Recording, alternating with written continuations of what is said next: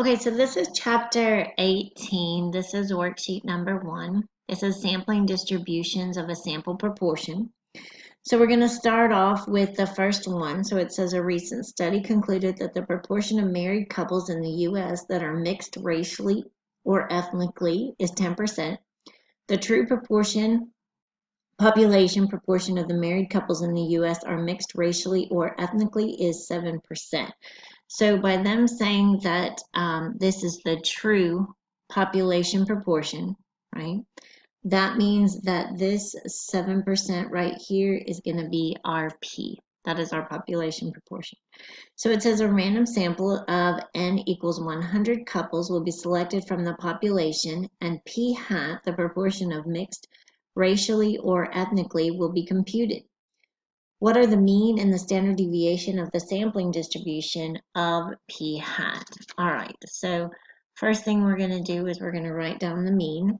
So the mean of the sampling proportion of P hat is equal to the population proportion. So the population proportion, they said, was 7%. So that means that it's going to be equal to 0.07. All right, so then we have to also do the standard deviation. So the standard deviation of the sampling distribution is going to be big square root P times 1 minus P all over N. All right, so we already know that P is 0.07. So we're going to go ahead and we're going to put this in. So we get 0.07, 1 minus 0.07. And then we're going to divide it by n, which is going to be 100.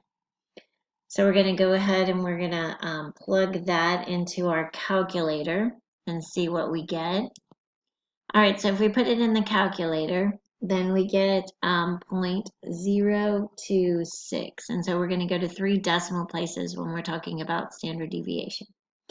Okay, so part B says, is it reasonable to assume that the sampling distribution of P hat is approximately normal for random samples of size n equals 100? Okay, and then it says show the work and explain. So what they're talking about on this is they want to know basically, is our sampling distribution, is our sample size large enough? Okay, and so that's what this is asking. Is it large enough? And then how do we know if it's large enough? In order to do this, we're going to check, that's box number 2 in the way that we're going to do this. And that's going to be our conditions. So we say that it is large enough if it meets the following conditions. If n times p is greater than or equal to 10, and n times 1 minus p is greater than or equal to 10, then we say that the sample size is large enough and thus it follows the normal model. So we're going to go ahead and we're going to plug in our values. So we're going to take 100 times p, and we're going to, go ahead and figure that out. So if we take 100 times 0.07 and see if that is greater than or equal to 10, that comes out to be 7, which is not greater than or equal to 10. So we don't even have to go ahead and check this because we already know that this is not met. So for the conditions, it's a both, not an or, right? Both conditions have to be met. Now we could go ahead and we could, do this one, the 1 minus 0.07, and take 100 times 0.93. And so we end up with 93 is greater than 10. So that one checks, but this one does not. So it says, is it reasonable to assume that the sampling distribution of P hat is approximately normal for random samples of size n is equal to 100? So the answer would be no. No, it is not reasonable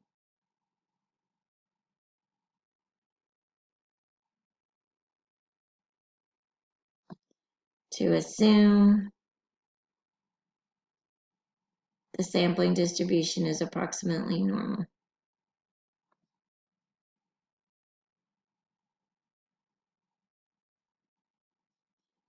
Is approximately normal. And why? Because the conditions aren't met.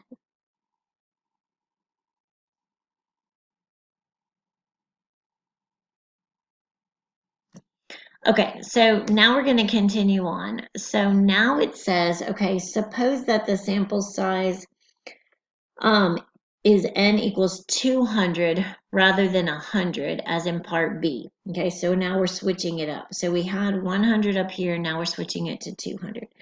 Calculate the new mean. How does that change in the, how does the change in sample size change the mean of the sampling distribution of p hat? Well, my mean, right, of p hat is equal to the population proportion. So my population proportion was this up here, this 0.07. So by me changing it to a sample size of 200 rather than 100, that does not change anything. So this is still 0.07. Okay, so how does the change in sample size change the mean of the sampling distribution? So you're going to say the change in sample size does not affect the mean. So the mean is the mean is the mean. It's not going to change, right? So just the sample size is going to make it change. I mean, the sample size is going to be unaffected here. So now you're going to calculate a new standard deviation. So our formula for standard deviation is this big square root. We take p, so we got the 0.07, 1 minus 0.07, and then now we're going to divide it by 200 instead of 100. So before you even do any calculations, you can probably see that the standard deviation will change, right? Or it should, because you're going to be dividing by a bigger number. All right, so I got this 0.018. So you can kind of see that up here, right, my standard deviation was 0.026. Down here, my new standard deviation is 0.018. So my standard deviation got smaller as my sample size got bigger. So how did the change in sample size change the standard deviation? So you can say as the sample size got bigger, increased the standard deviation, decrease. Okay, so now it says on part D, is it reasonable to assume that the sampling distribution of p hat is approximately normal? For random samples of size n equals 200, explain and show your work. Okay, so again, we're trying to decide, is it large enough? So that means that I have to check my conditions. So now I'm going to do it again, right? I did it up here, and at 100, it was not reasonable to assume it was approximately normal. So now I'm going to check it with 200 and see if 200 is a better fit. So again, n times p greater than or equal to 10. And I'm going to do n times 1 minus p greater than or equal to 10. So I'm going to have 200 times 0.07. And then, so I'm going to go ahead and, put that in the calculator. And I get 14. So now 14 is greater than or equal to 10, so I'm good to go on that. Okay, and so then I'm going to do 200, and I'm going to do 1 minus 0.07, and see if that's greater than or equal to 10. And so now I have 186, which is. Okay, so now you can say that it is reasonable to assume the sampling distribution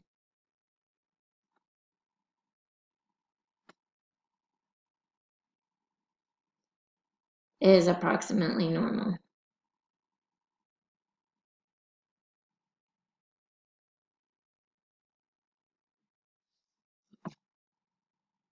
Okay, so let's do one and then you can finish up the other ones. Okay, so number 2 says a manufacturer of computer printers purchases plastic ink cartridges from a vendor. When a large shipment is received, a random sample of 200 cartridges is selected. So the 200, right, that's going to be our N. If the sample proportion of defective cartridges is more than 0.02, the entire shipment is returned to the vendor.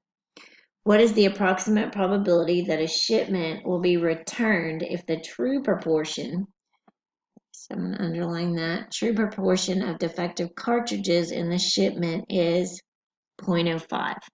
So I'm going to kind of draw my little 4 boxes like we did in the example on the graphic. Okay, and then so number 1, right, is we're going to write our mean and the standard deviation. So I'm going to go ahead and write my mean of p hat is equal to p, which that's my true proportion. So the true proportion of defective cartridges in the shipment is 0.05. And then the standard deviation of p hat is 0.05, 1 minus 0.05, all over 200. So I'm going to go ahead and put that. Okay, and so I'm going to get 0.015. Okay, so that's my mean and my standard deviation. So the next thing I have to do for the second one is I have to check my conditions. Remember that we're checking our conditions to see if it's large enough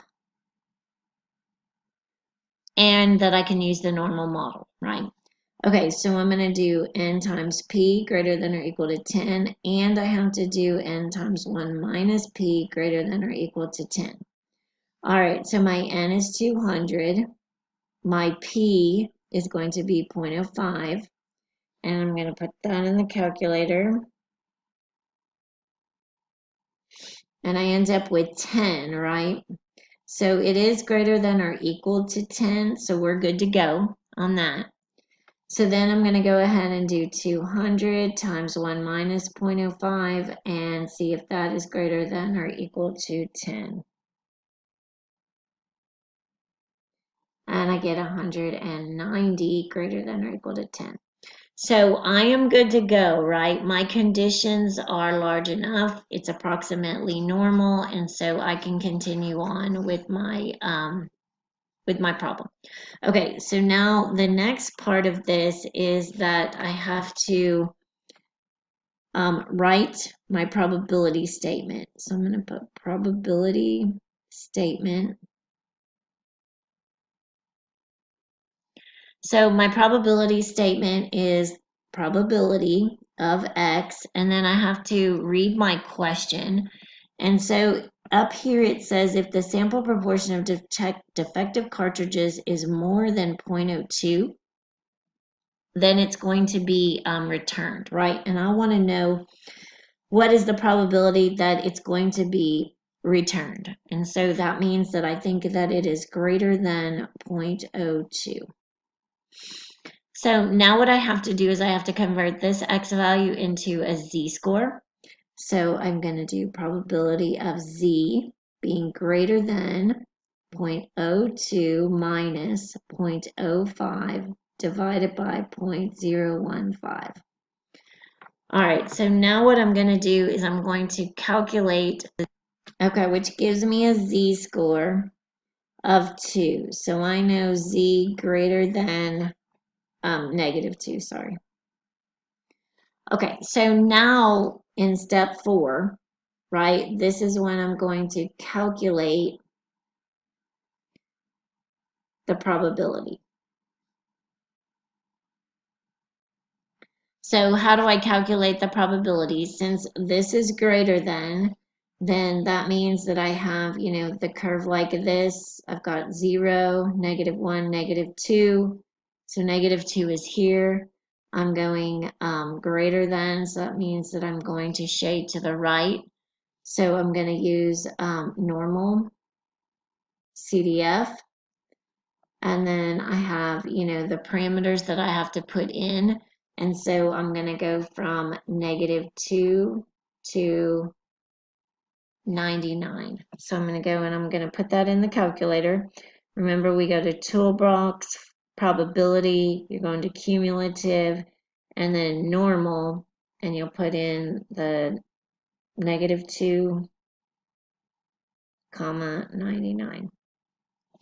So your answer would be 0.977. Would look like that. All right, so the rest of the worksheet is going to be for you to do on part B. It's the same scenario. Now they've changed the true proportion. Let me just go there.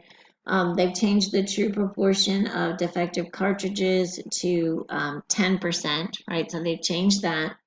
And now they want to know what is the probability that it will not be returned. Okay, so being returned was greater than the 2%, so not being returned is going to be less than. So just kind of be careful on that. So you're going to do this one, you're going to do 4, and then you're going to do 5.